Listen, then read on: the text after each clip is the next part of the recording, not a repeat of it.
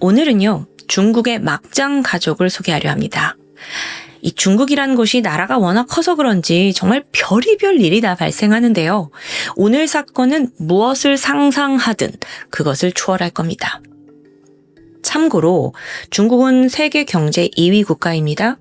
그 대도시 상하이나 베이징을 사진으로 보면 와, 정말 화려하구나 느껴지죠. 하지만 실제로는 도시와 시골 간의 빈부격차가 매우 큰 상황입니다. 그래서 도시에 사는 부자들은 건물 몇 채를 소유하고 50억 넘는 아파트에 사는데요. 서민층은 여전히 시골에서 농사를 지며 빠듯하게 살아갑니다. 어쩌면 공산주의 분위기 속에서 사회 계층을 극복하지 못한 한계가 보이는 게 아닌가 싶어요. 안녕하세요. 토요미스테리 디바제시카입니다. 지난 2016년 11월 중순 중국 소도시에 살고 있던 젊은 남성 27살의 샤오가는 하루하루 성실하게 직장을 다니며 살아가고 있었습니다. 그는 결혼을 했는데요. 아내와 자식과 함께 살고 있진 않았어요. 300km 정도 떨어진 그의 고향에서, 그 한적한 시골 마을에서 아내와 자식이 이제 따로 살고 있었죠. 샤오가는 꽤 어린 나이인 17살에 아내 왕야친을 맞이했습니다. 결혼할 때 그녀 또한 16살 어린 나이였습니다. 왜 이렇게 일찍 결혼하냐 싶은데 시골에서는 좀 자식이 미천이잖아요. 그래서 자주 벌어지는 일입니다. 어린 나이였지만 둘의 신혼은 달콤했고 머지않아 첫 딸을 품에 안게 됩니다. 그러다가 4년 전인 2012년이에요. 남편 샤오간이 고민 끝에 더 많은 돈을 벌어오겠다라면서 홀로 타이위안이란 도시로 이주를 합니다. 시골에 있는 것보다 훨씬 더 많은 돈을 벌 수 있거든요. 또 버는 월급은 족족 모두 집으로 송금을 했고요. 그러다 2014년에 둘째 딸이 생겨요. 샤오가는 책임감이 더 커졌죠. 그래서 악착같이 돈을 벌었고 그러다 보니까 정말 밥도 못 먹고 하루에 찐빵 2개로 끼니를 때우는 일도 있었다고 해요. 그렇게 일에 치이다 보니 그러니까 가족을 방문하는 일도 점점 뜸해졌어요. 원래는 열흘에 한 번꼴로 쉬기도 했는데 최근 돈 더 벌려고 일을 늘리게 되면서 3, 4주에 하루꼴로 휴가를 받게 됩니다. 그렇다 보니까 300km나 떨어진 고향에 자주 가는 건 결코 쉽지 않아요. 그게 실수였던 걸까요? 샤오가는 자신의 부재 속에서 고향에서 무슨 일이 벌어지는지 전혀 상상조차 하지 못했습니다. 매일 일을 하며 하루하루 성실히 살아가던 어느 날 2016년 11월입니다. 전화벨이 막 울려요. 일이 바빠서 무시할까 했지만 계속 울리더라고요. 보니까 발신자는 여동생 리리였습니다. 오빠, 빨리 집으로 와. 새언니가 죽으려고 해. 농약 마시는 거 내가 겨우 말렸어. 이 다급한 목소리에 심상치 않음을 느꼈어요. 그래서 샤오간이 작업복 그대로 입고 버스에 올라갑니다. 다시 동생과 전화를 이어갔죠. 그런데 리리는 뭔가를 좀 속 시원하게 말하기를 망설이고 있더라고요. 말해라, 무슨 일이 있었냐 하니까 힘겹게 이야기를 꺼내기 시작합니다. 오빠, 사실 몇 달 전에 내가 우연히 새언니 핸드폰을 훔쳐봤어. 리리가 판도라의 상자를 연 순간이었습니다. 새언니의 폰에는 한 남자에게서 온 문자가 가득 들어 있었어요. 마치 연인이라도 되듯이 애정 어린 말투에 하트 이모티콘이 난무하더라고요. 그런데 더 충격적인 건 그 상대가 바로 리리의 아버지 라오관이었습니다. 새언니의 시아버지요. 이게 말도 안 되잖아요. 그래서 리리가 떨리는 가슴을 부여잡고 과거 내용까지 자세히 훑어보기 시작했죠. 그 안에는 정말 구역질 나는 대화가 가득했습니다. 보고 싶다, 사랑한다, 이런 표현은 물론이고 은밀한 신체 부위까지 서로에게 찍어서 보냈더라고요. 보니까 이 금지된 관계는 지난 몇 년간 지속되고 있었습니다. 리리는 이걸 보고도 믿을 수가 없었어요. 너무 혼란스럽잖아요. 그래서 안 되겠다. 내가 차라리 직접 확인하자 싶었습니다. 그래서 마침 어머니가 이제 친척집에 가서 집을 비운 날이 다가와요. 리리는 오늘 야근이 있다라고 둘러댔고 몰래 창고에 숨어서 집안 상황을 지켜봅니다. 예상대로 새언니 왕야친이 미끼를 물어요. 아무도 없는 집에서 그녀가 자유롭게 행동을 하는데 잠시 후 마당에서 시아버지와 대놓고 키스를 나눕니다. 심지어 아버지는 그녀를 번쩍 안아들어서 까르르 둘이 막 웃는데요. 이걸 보고 있는 리리한테는 정말 너무 충격을 넘어서 정말 누구한테도 들키고 싶지 않은 장면이죠. 잠시 후 두 사람은 다정하게 방으로 들어갑니다. 창고에 숨어있던 리리는 정말 소리 없는 비명을 질렀어요. 그리고 나서 한 10분, 15분이 지났을까? 다시 새언니가 마당으로 나오더라고요. 근데 이때 바지도 입고 있지 않은 채 그냥 속옷 차림으로 담배를 막 피웁니다. 방금 방 안에서 둘 사이에 무슨 일이 벌어졌는지 충분히 상상이 가능했죠. 아버지 라오가는 평소 굉장히 가부장적이었습니다. 손 하나 까딱하지 않아요, 집에서. 어머니가 직장에 다니면서 돈을 벌었는데 그럼에도 불구하고 집안일은 모두 어머니와 여동생 리리의 몫이었습니다. 새언니도 이런저런 핑계를 대면서 약간 시어머니를 부리는 입장이었고요. 이 마당에서의 장면을 목격하던 리리는 타지에 나가서 뼈 빠지게 고생하는 자기 오빠, 그리고 또 자기 어머니가 너무도 불쌍해서 막 심장이 터질 것 같았어요. 자, 그리고 나서 드는 생각은 이걸 어떻게 해야 하지? 마음 같아선 엄마한테 달려가서 이제 이 진실 다 털어놓고 싶었죠. 근데 그러면 가족은 산산조각 날 겁니다. 그래서 그냥 나만 입을 다물까? 그러니까 너무도 크고 추악한 비밀이라 바로 말할 용기조차 나지 않는 거예요. 그날 이후 두 사람과 눈을 마주치는 것조차 힘들었고요. 다시 현실로 돌아와서 이 이야기를 듣던 남편 샤오간은 어안이 벙벙합니다. 내 아내랑 내 아버지가? 야, 너 오해한 거 아니야? 지난달에도 집에 방문했어요. 아무 문제 없었습니다. 아내와 아이들과 다 좋은 시간 보냈는데 근데 둘 사이에 불륜? 여기서 여동생의 믿기 힘든 이야기는 계속됩니다. 얼마 전 아버지 라오관이 마을에 있는 어떤 젊은 여성과 불륜을 저질렀대요. 그 둘이 은밀한 사진을 주고받다가 이게 그 며느리 왕야친한테 걸린 겁니다. 이 일로 격분했고 두 사람이 말다툼을 벌였어요. 그리고 결국 이 새언니가 극단적인 시도를 했다는 거예요. 이걸 들은 샤오가는 지금 머리가 깨질 듯이 너무 아프죠? 아직도 이건 모두 여동생의 오해일 거야 라고 믿고 싶었고 어쨌든 빨리 집에 가서 직접 확인해야겠다는 생각만 들었습니다. 버스를 타고 달려서 3시간 만에 도착해 보니까 아내 왕야친의 태도가 가관이었죠. 이미 들킨 거 2판 4판이야 라는 식으로 거칠게 행동합니다. 그리고는 사실 시아버지와 지난 10년간 사랑하는 관계였다고 털어놔요. 동시에 자기는 단 한 번도 니네 아버지 라오간을 시아버지로 여긴 적이 없었다라고 하는 거예요. 이뿐만이 아닙니다. 그 10년이라는 세월 동안 시아버지와의 사이에서 4번의 임신과 낙태를 반복했다는 걸 털어놨죠. 이걸 들은 남편 샤오가는 그냥 그 자리에 주저앉고 말았어요. 나 같아도 그랬을 거예요.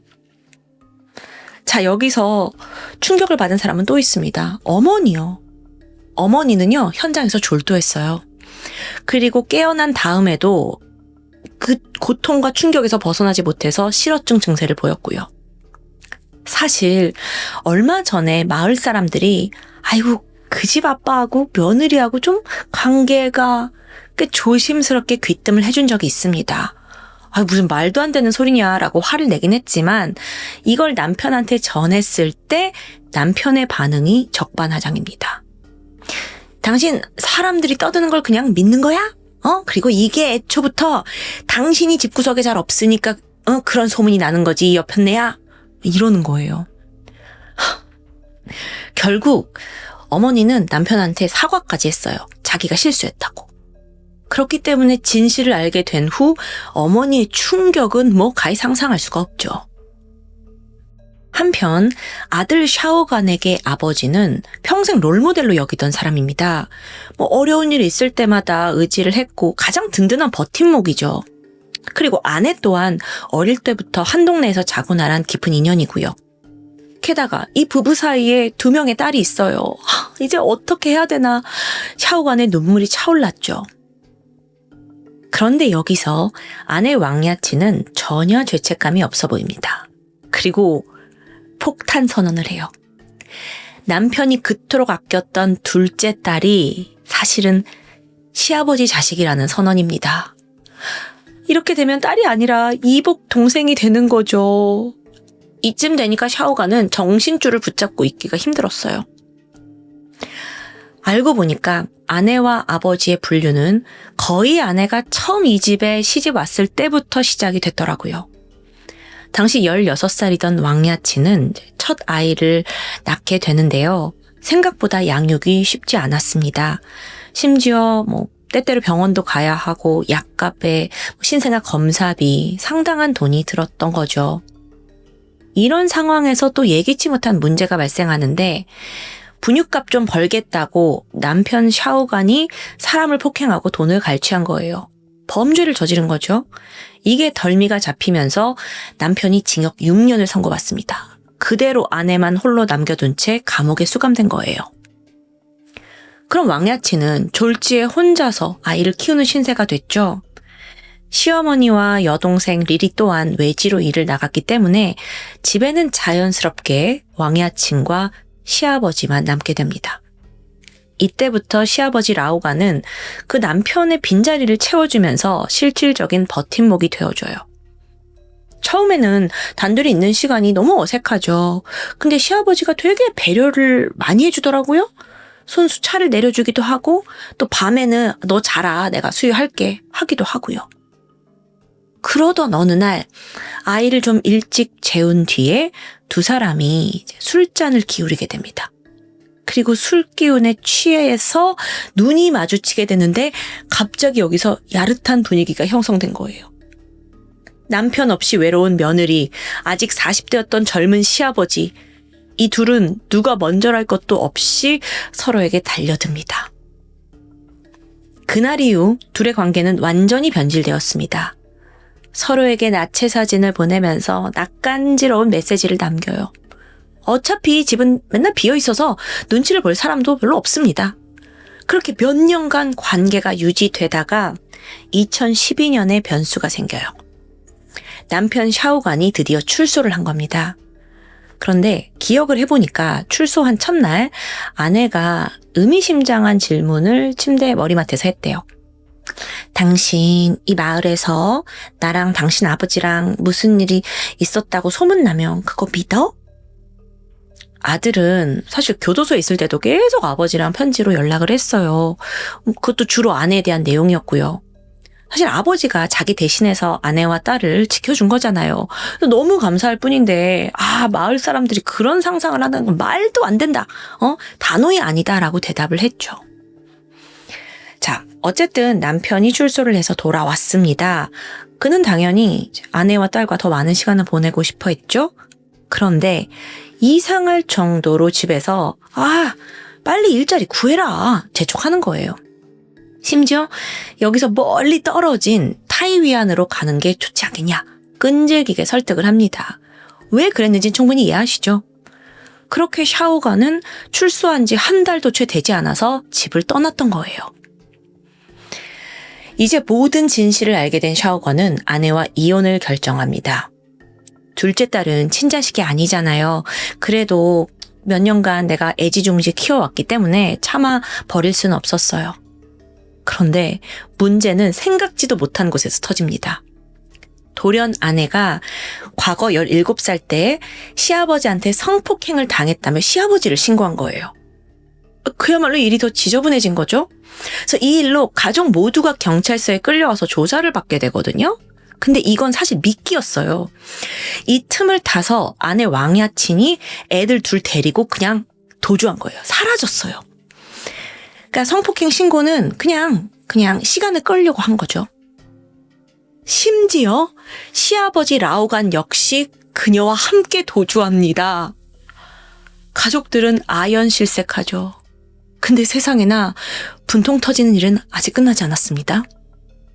도주를 하기 전에 라오관이 자기 모든 재산을, 집안에 있는 모든 재산을 왕야친의 아이들에게 넘긴 거예요. 통장 잔고는 물론이고 집 명의까지요. 그러니까 법적으로 이게 생전 증여를 한 건데, 참고로 중국 민법상 이 증여자가 뭐 정신적인 문제가 있거나 사기, 강압에 의해 서를 위조한 게 아니라면 철회가 불가능하다고 해요. 지금 아버지 라오가는 자발적으로 재산 넘겼잖아요. 그래서 다른 가족이 소송을 제기하더라도 소용이 없다고 합니다.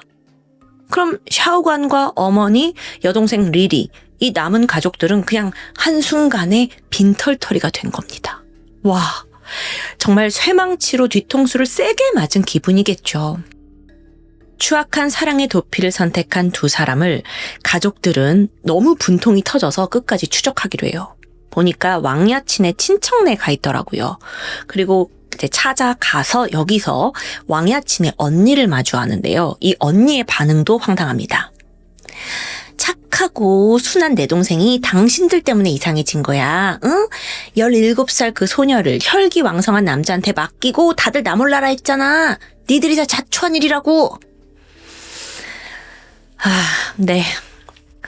당시 친척 집에는요, 왕야친은 없었어요. 근데 그 함께 사라졌던 두 아이들은 그 집에 있더라고요. 그래서 남편은 내가 저 아이들 데려가겠다 했지만 여기서 그의 어머니가 브레이크를 겁니다. 이 아이들, 특히나 둘째는 이제 자기 남편과 며느리의 어떤 불륜의 산물이잖아요. 그러니까 이 애들을 그냥 데려오지 말자라고 반대를 한 거예요. 샤오가는 정말 이도 못하고 저도 못하고 막 점점 무력해져 갔죠. 그래서 며칠간 그 주변에 머물면서 그래도 애들이 여기 있으니까 자기 아내와 아버지가 나타나겠지 감시를 계속했는데 그들은 끝내 모습을 드러내지 않았습니다. 샤오가는 고민 끝에 중국 TV에 이 사연을 제보합니다. 여론도 이 자극적인 사건에 즉각 반응했죠. 천륜을 어긴 불륜이다 라면서 비난이 쏟아집니다. 또 곧이어 도움을 주겠다는 변호사들이 나타나요. 그러면서 다행히 큰딸의 양육권과 함께 아이에게 상속된 재산을 되찾아올 수 있었죠. 하지만 둘째 딸은 아버지 라오강과 그 아내의 아이잖아요. 그렇기 때문에 아내 쪽에 이제 남겨지게 되는데요. 마지막으로 이 사건의 원흉인 라오간 시아버지와 왕야친 며느리는 현재까지도 행방이 묘연한 상태입니다. 중국 전역에 이 사건이 소문이 나면서 제보가 이어졌지만 여전히 찾지 못하고 있어요. 정말 저도 수년간 스토리를 진행했지만 정말 이런 경우는 너무나 처음이에요. 이 두 사람의 그릇된 욕망 때문에 온 가족의 삶은 송두리째 무너졌습니다. 남편의 충격은 말할 수도 없지만 제 생각에 가장 큰 피해자는 아이들이 아닐까요? 든든한 울타리를 잃고 영원히 지울 수 없는 상처를 안게 되었으니까요. 정말 중국에는 별의별 사건이 다 있습니다. 지금까지 토요미스테리 디바제시카였습니다. 안녕하세요. 토요미스테리 디바제시카입니다. 2017년 9월 미국 유타주에 위치한 스프링시티 경찰서에 한 여성이 찾아옵니다. 이름은 마이카 콜타프. 이야기를 들어보니까 최근 남편 존 콜타프와 이혼을 했어요. 그리고 둘 사이에는 총 4명의 어린 자녀들이 있었고요. 이혼을 한 뒤 누군가 양육을 맡아야 하잖아요. 근데 안타깝게도 부부는 모두 경제적으로 좀 힘들어서 그나마 연금을 받고 있는 전 남편 존의 부모님이 임시로 아이들을 돌보기로 했다고 합니다. 그런데 며칠 전부터 갑자기 전 남편은 물론이고 시부모님 휴대폰과 집 전화까지 모두 꺼져 있어요. 이게 너무 걱정이 되니까 엄마가 경찰에게 와서 제발 우리 시부모님 집에 가서 아이들이 잘 있는지만 확인해달라 간곡히 요청하고 있었죠.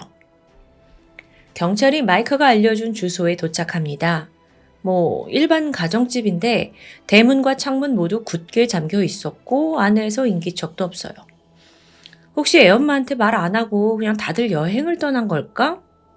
근데 당시의 경찰에게는 이 집 문을 부수고 들어갈 권리가 없습니다. 그 안에서 어떤 사건이 났다는 게 확실하지 않으니까요. 그래서 난감해하고 있던 중 마침 전 남편의 여동생과 연락이 닿아요. 그녀가 부모님 집 키가 있대요. 그래서 엄마 마이카는 그 시동생에게 열쇠를 얻고 경찰을 동행시킨 채 시부모님 집 안으로 들어갑니다. 문을 열자마자 펼쳐진 광경은 예상 밖이었어요. 집이 휑한 거예요. 물건이 여기저기 멋대로 있긴 하는데 또 중요한 소파, 침대 같은 가구는 없더라고요. 벽에 걸려있던 가족 사진도 사라졌고요. 그래도 몇 가지 전자제품은 또 있습니다. TV, 라디오, 전화기, 전자레인지 이런 거는 또 그대로 있고 코드도 꼽혀 있고요. 아니 무슨 일이야. 이사 갔다고 하기에는 너무 이상한데?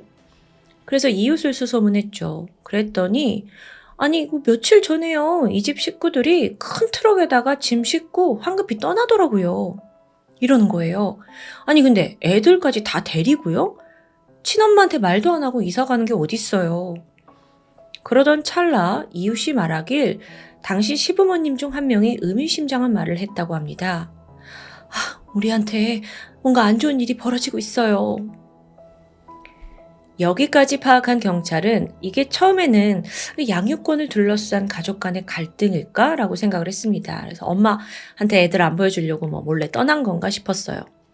그런데 이후 엄마 마이카가 내놓는 진술을 들으면 들을수록 이 사건은 점점 이상한 방향으로 흘러갑니다. 갸우뚱해요.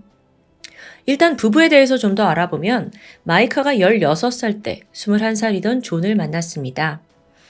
데이트를 시작했죠. 근데 마이카가 그때 미성년자잖아요. 그러니까 그녀의 엄마는 만남을 반대했어요. 근데 이때 존의 부모님, 아까 말한 그 시부모님 반응이 뜻밖이었죠. 아들한테 미성년자 여자친구가 있다는데 개의치 않는 거예요. 오히려 적극적으로 얘네들 숨겨주고 거짓말까지 해주면서 데이트를 도와줍니다.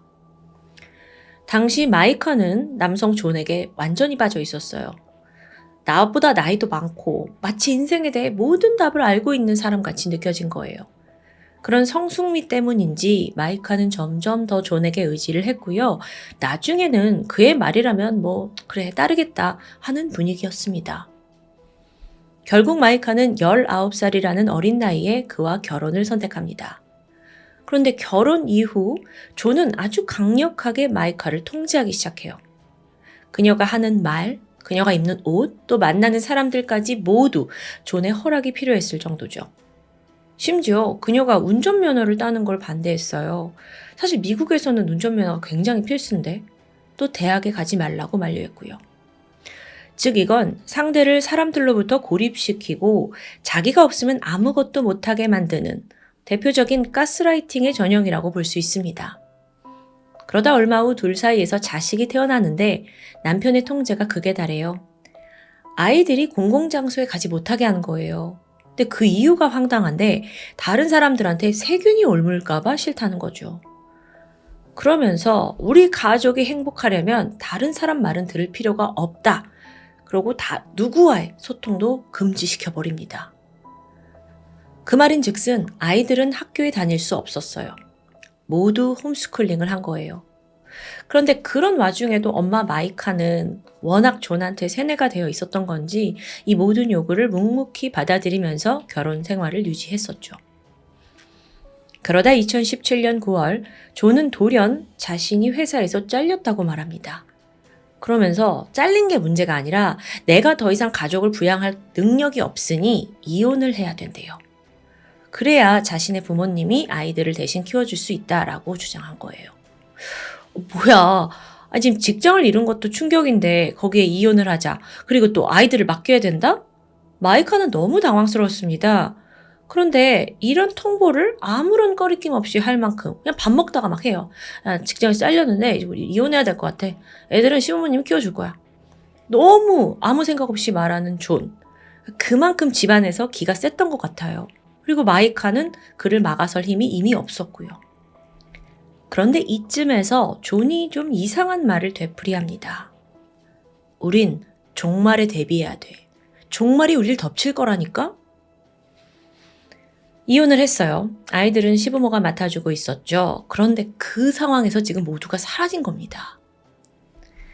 이걸 듣고 경찰은 존이 좀 정신적으로 문제가 있는 것 같다라고 판단을 했고 이제 아이들을 찾아 나서게 됩니다. 근데 사실 생각해보면 존은 법적으로 아이들의 친부예요. 그래서 뭐 이걸 납치라고 보기도 좀 애매하죠. 그렇다 보니 수사에도 한계가 있었습니다. 한편 마이카는 지금 아이들 행방을 몰라요. 너무 답답하잖아요. 그래서 새로운 방법을 찾아냅니다. 만약 존에게 양육권이 없다면요?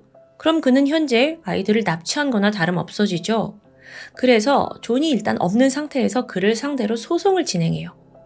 그렇게 2달이 지난 11월에 마침내 법원은 아니 애아빠가 애 데리고 사라졌어? 안 되겠다 싶었는지 마이카에게 완전한 양육권을 허락합니다.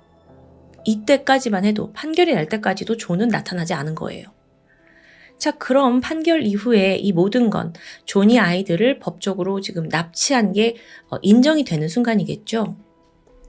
이때 때마침 경찰에 결정적인 신고가 들어옵니다. 그 시부모님 집에 소파와 뭐 침대 이런 건 없어졌지만 여러 가전기구들은 있었잖아요. 이걸 가지러 온 건진 모르겠지만 존이 집을 들락거리는 것 같다라는 목격담이었어요. 그래서 경찰이 잠복을 시작했고 그러던 12월 1일 마침내 존이 모습을 드러냅니다. 그런데 혼자가 아니에요. 곁에 웬 남자가 함께 있더라고요. 알고 보니 그는 존의 가까운 친구 세뮤엘 세포였죠. 현장에서 존은 바로 아동 납치 혐의로 체포되었습니다.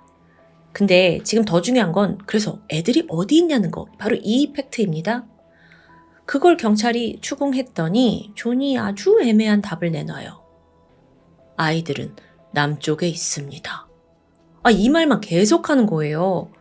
경찰은 다급해졌죠. 그래서 헬리콥터, 수색견까지 동원해서 대대적인 수색에 나섰습니다. 그리고 마침내 위치를 파악하는 데 성공했죠. 그 장소가 어디였냐면 유타주 솔트레이크 시티에서 남쪽으로 440km나 떨어진 사막 한가운데입니다. 그 중에서도 버려진 컨테이너 박스로 위치가 나와요. 12월 3일이 돼서 경찰들이 여기를 급습합니다. 컨테이너 딱 열어보니까 상태가 너무 열악해요. 물도 없고 전기 들어오지 않습니다. 온갖 쓰레기 잡동사니가 산을 이루고 있어요. 대부분의 음식, 그나마 음식도 인스턴트였고 그게 냄새가 납니다. 겨우 이걸로 연명한 것 같죠? 그 중에서도 보니까 아이들 옷가지와 아이들 책이 있더라고요. 그러니까 분명 아이들이 여기 있었다는 거잖아요. 그러면 여기서 다 같이 지금 거주를 했다는 건데 존의 부모님 그리고 4명의 자녀까지 여기서 살았다고? 자, 일단 어른들은 좀 제쳐두고요. 아이들이 괜찮은지 확인해야 합니다. 그런데 결정적인 문제가 있었죠. 존의 부모님은 이 컨테이너에서 발견이 돼요. 근데 아이들은 또 사라졌더라고요. 이거 너무 불길합니다. 그래서 또 그 주변, 컨테이너를 주변으로 해서 수색을 넓게 펼쳤죠. 그러다 4명 중에 7살, 6살의 아들 2명은 찾아내요. 그런데 나머지 2명의 여자아이들의 행방은 여전히 모르겠더라고요. 실종된 아이들은 9살의 디나와 4살의 해티였습니다. 경찰은 일단 그 현장에서 찾아낸 존의 부모님, 아버지 키스와 어머니 캐서린을 상대로 애들 어디 있습니까? 강도 높은 조사를 벌였죠. 근데 그들이 뭐라고 하냐면 저희는 손녀 애들이 어디 있는지 몰라요. 모른다고만 하는 거예요. 그러면서 그 존의 아들의 친구 세뮤엘이 아이들을 어디로 데려갔다라고 하는데요. 그 친구 세뮤엘 기억하시죠? 체포될 때 옆에 있던 친구요. 집에 물건 가지러 왔던 사람. 한편 컨테이너를 수색하던 경찰들이 안에서 아주 수상한 걸 찾아냅니다. 웬 두꺼운 책자예요. 근데 표지에 이렇게 적혀 있었죠. 크리스털 블레이드 기사단. 이게 무슨 환타지 소설 제목도 아니고. 근데 그 책을 열어보니까 내용은 더 심각합니다.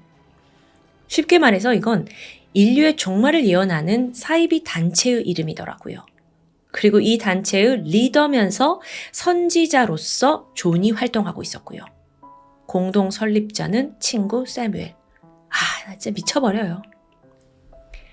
사실 이 둘은요, 우연히 종교 모임에서 만났습니다. 그들은 언젠가 인간에게 최후의 날이 올 거고 자신들이 신의 대리자이자 또 예지자로서 미국에 내려온 거다라고 믿기 시작했대요.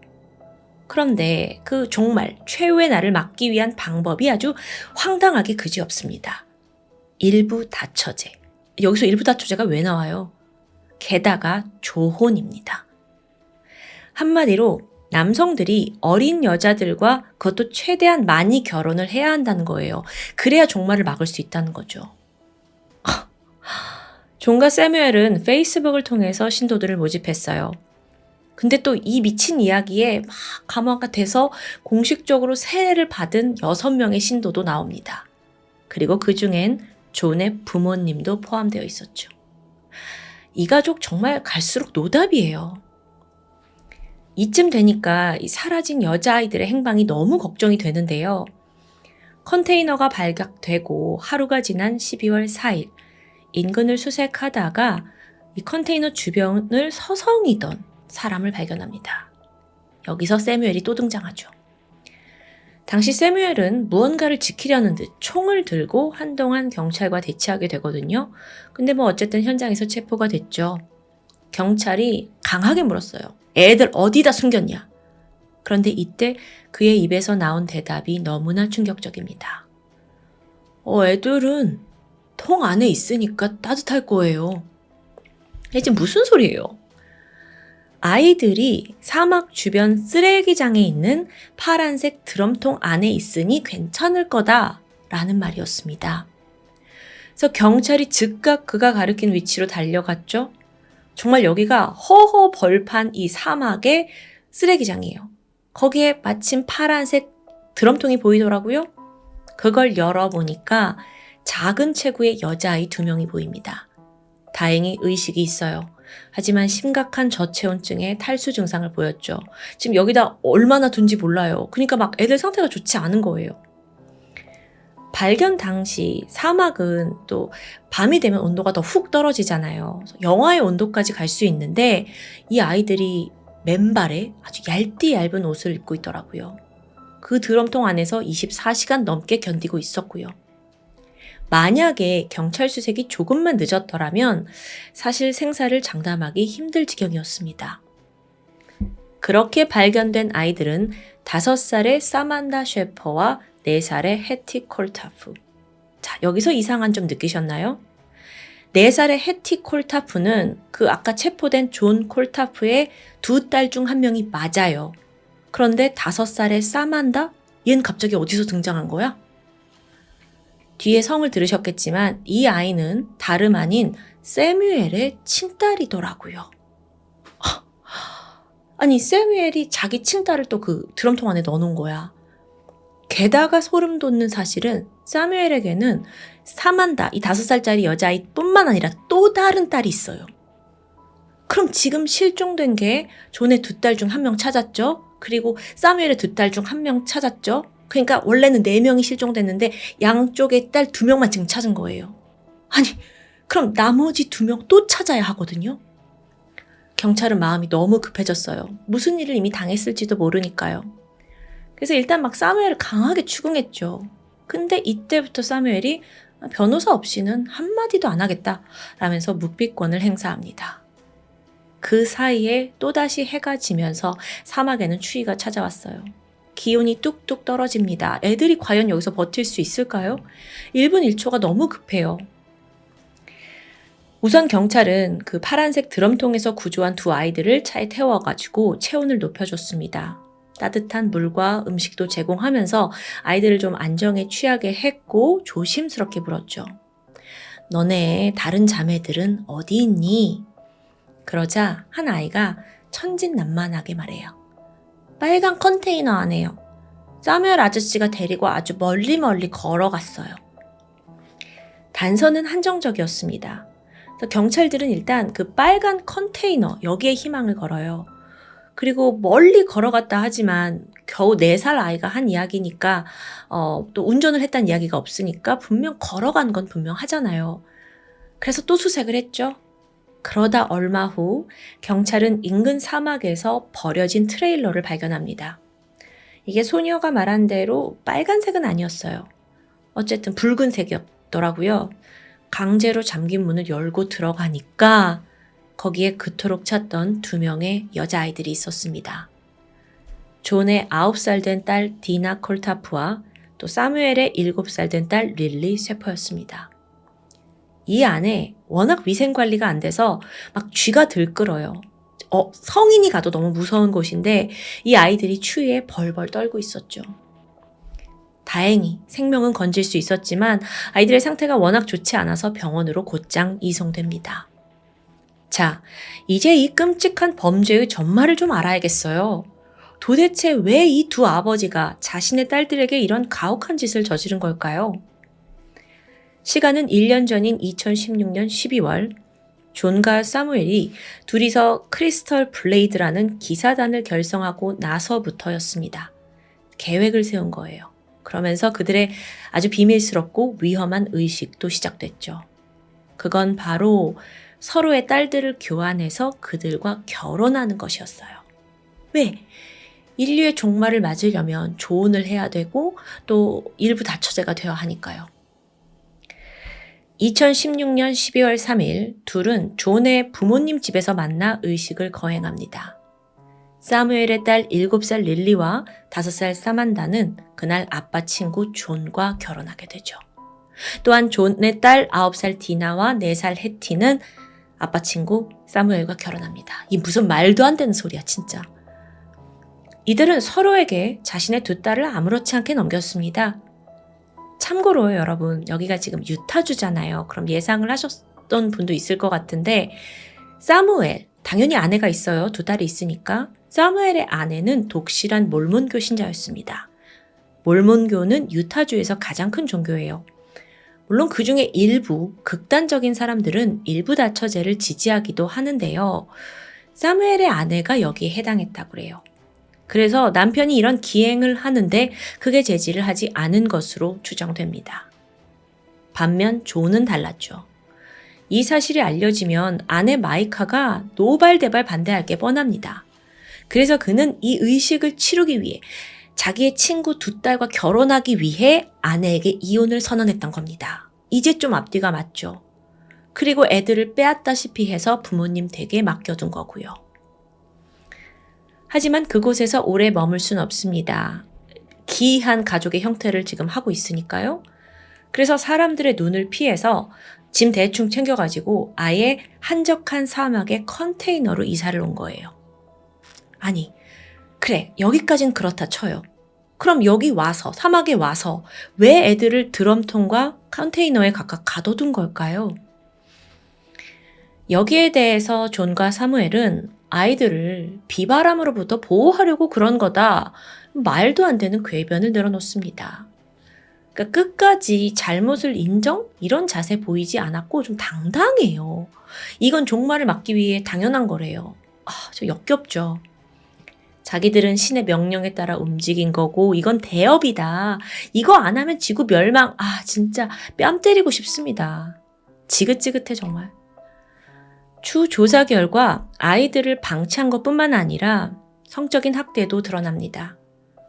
피해 아동 중 가장 나이가 많았던 9살 디나에게는 성인처럼 네가 이제 행동을 해야 된다 라면서 술을 먹이기도 했고요. 2018년 재판이 진행되었습니다. 존과 사무엘, 이 작자들이 하는 말마다 얼토당토해서 재판에서 무슨 얘기를 했는지는 정말 들을 필요조차 없어요. 오죽하면 판결을 담당했던 판사도 이런 말을 했습니다. 야 이놈들아, 이 세상에 어떠한 종교도 성인이 8살 소녀와 성관계를 맺는 걸 정당화할 순 없어. 이건 명확한 중범죄입니다. 그렇게 2 사람에겐 예상대로 종신형이 내려져요. 그렇게 범인들은 신의 심판이 아닌 법의 심판으로 멸망합니다. 한편 사건 이후 마이카의 아이들은 무사히 엄마의 품에 돌아왔습니다. 그런데 사무엘 쪽, 그 친구 쪽 아이들 릴리와 사만다의 거처는 알려지지 않았어요. 마이카에 따르면 아이들은 신체적으로는 완전히 회복이 되었지만 여전히 심각한 트라우마에 시달리고 있다고 합니다. 매일 밤 악몽에 시달리고 괴물들이 다시 돌아올 거다라는 두려움에 떨고 있어요. 게다가요, 특이한 점이 있는데 이 아이들이 산책을 할 때마다 자기도 모르게 바닥을 보는 습관이 생겼다고 해요. 그게 왜 그랬냐면 사막에서 3개월간 살았던 사막에서 집에 다시 돌아오기 위해서는 내가 남긴 발자국을 봐야 했기 때문이에요. 그러니까 그때 생긴 습관이 계속 이어지고 있는 거죠. 저는 이게 너무 가슴 아프더라고요. 사이비 종교의 그릇된 신념 아래, 아니 아버지들의 그 망상에서 자행된 끔찍한 아동학대 사건. 범인들은 여전히 이 모든 건 세상을 구하기 위해서였다고 말합니다. 하지만 오히려 자기들이 그 아이들에게 세상을 지옥에 가깝게 만들고 있었다는 걸 정말 알기나 할까요? 그만큼 너무나 절망스럽고 역겨운 사건이에요. 피해 아동들이 상처와 아픔을 잘 딛고 건강하게 성장하길 바라고 있습니다. 지금까지 토요 미스테리 디바제시카입니다.